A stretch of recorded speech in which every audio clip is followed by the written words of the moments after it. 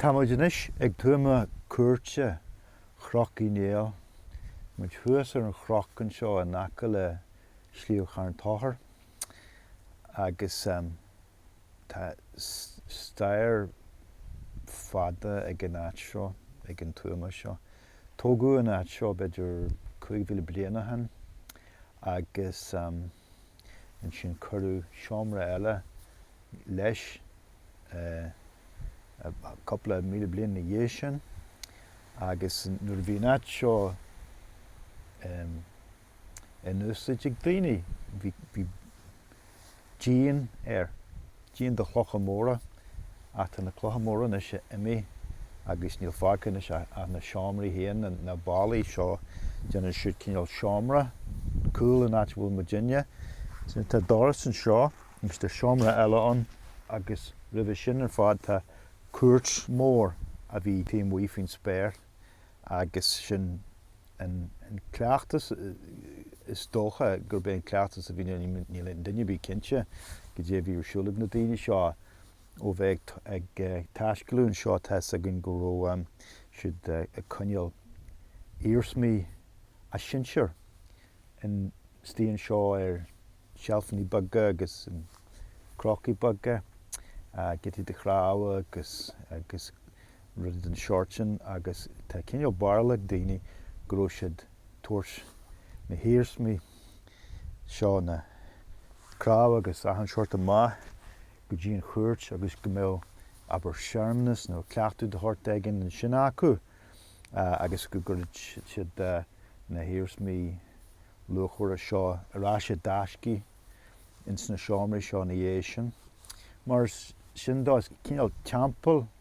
de mo bhhaile agus réige gnáam chéarna a bhí ins na tuamaí cuirte seo. Ach bhád in na dhé sin, na mílte bliana na dhé sin, beidir míle bliana hain thart ar an bblion, well 800 bliana hain thart ar an bblion 210 sílim anó Domina bhí caitheann seo idir dheachláin do bhain siúr cinneal óin sin iad ríthe éilí agus sin riocht a bhí an seo níorthús Cuirte na hÉireann míle bliana hain. Ach go bhí cá seo bhí siad ar chlán MacLachlan agus is acu sin a bhí an tardraí agus an sin chlán í Néill ar an tíú eile agus bhí cinneal cágu cahara golaré in san tréimh ar fáid coplacéad blian roimh sin ach an san dearú ag an chá seo bhain chlán í Néill agus iad san a bhí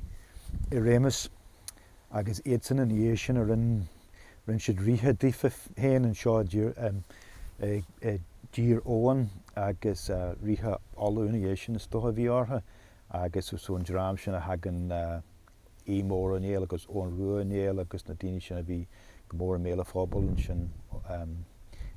in amsir Flandail olú agus an tam sin. So ag dearú na caitheann seo,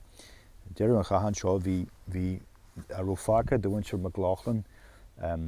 bhí siad mar frisannaí ag bríon ó Néill agus an sin curú an tardraí agus a bhaintear chun báis in san áit seo agus níl iomra bí ar MacLachlan in dhé sin is stair na hÉireann cé go raibh siad iomra teach roimh sin. So seo é Chnoc í Néill.